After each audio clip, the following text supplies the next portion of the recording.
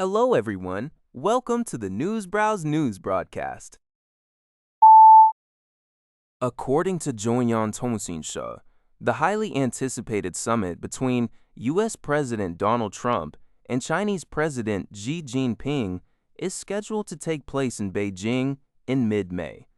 White House spokesperson Caroline Leavitt confirmed today that, as is customary for international visits, U.S. officials are expected to travel to China prior to the leaders' meeting to finalize arrangements. Leavitt had previously announced on March 25th that President Trump's visit to Beijing would be held on May 14th and 15th. In addition to this upcoming visit, the White House also revealed plans for President Trump and First Lady Melania Trump to host President Xi Jinping and First Lady Peng Liyuan in Washington, D.C. later this year, with specific dates for the return visit to be announced. Global News reports that U.S. President Donald Trump has issued a stark warning, threatening the complete obliteration of Iran's energy resources and critical infrastructure, including desalination plants, if a peace deal to end the ongoing war is not reached shortly and the Strait of Hormuz is not immediately reopened. Trump previously suggested seizing Iran's Karg Island oil export hub, and despite claiming diplomatic progress, Tehran denies direct negotiations, calling U.S. demands excessive, unrealistic, and irrational. The conflict is escalating, with Iran striking a Kuwaiti water and electrical plant, as well as an oil refinery in Israel. Meanwhile, Israel and the U.S. launched new waves of strikes on Iranian targets. The war has claimed thousands of lives across the region, including civilians and peacekeepers in Lebanon, where Israel is battling Hezbollah. Oil prices continue to surge, with Brent crude up nearly 60% since the war began, fueling concerns of a global energy crisis. Iran, for its part, has threatened ground invasions and mining the Persian Gulf if U.S. troops enter its territory. Al Jazeera reports that Israeli authorities successfully contained a major fire at an oil refinery located in Haifa. The incident occurred after the facility was struck by debris from an intercepted missile. This attack comes in the wake of several weeks of joint U.S.-Israeli military actions targeting Iran's energy infrastructure.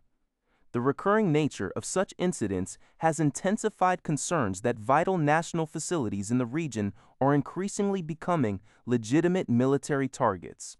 The situation underscores the escalating tensions and potential for broader conflict involving critical civilian infrastructure.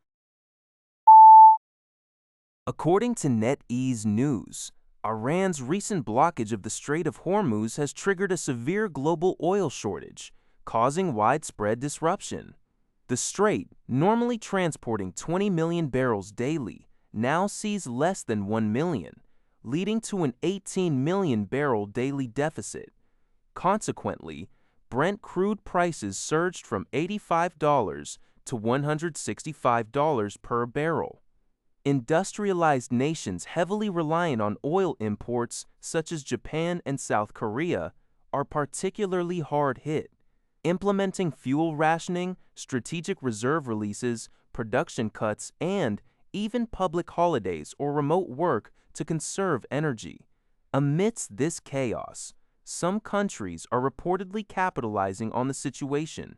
India, despite its own domestic shortages, has emerged as Iran's largest oil reseller, covertly shipping 1.2 to 1.5 million barrels daily from Iran's Karg Island and reselling them to nations like Sri Lanka, Bangladesh, and African countries.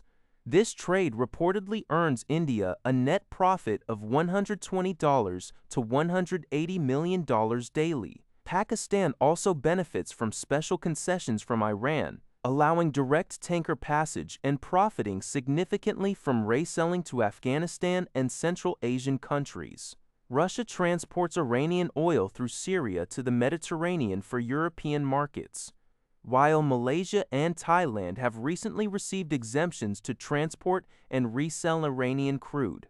China, however, acquires Iranian oil via northern waterways solely for its own consumption, choosing not to engage in resale for profit.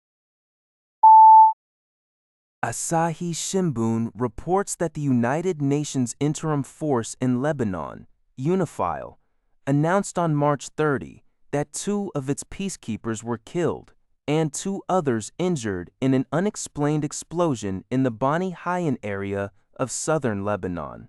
The peacekeepers were in a vehicle at the time of the incident. This tragedy closely followed another on March 29 when an Indonesian UNIFIL member was killed by an exploding artillery shell in a different part of the country. UNIFIL has initiated investigations into both explosions. In a statement posted on social media, UNIFIL stressed that no one should lose their life for peace and reiterated the crucial need for all parties to respect their obligations under international law to ensure the safety of UN personnel. The region is currently experiencing intense conflict, with Iran-backed Hezbollah and Israel engaged in fierce fighting. Israeli media, citing the Israeli military, reported that 1 Israeli soldier was killed on March 30 by a Hezbollah anti-tank missile. Israeli Prime Minister Netanyahu also announced on March 29 his directive for the military to further expand a security zone in southern Lebanon. That's all for this video. Thank you for watching. See you in the next video.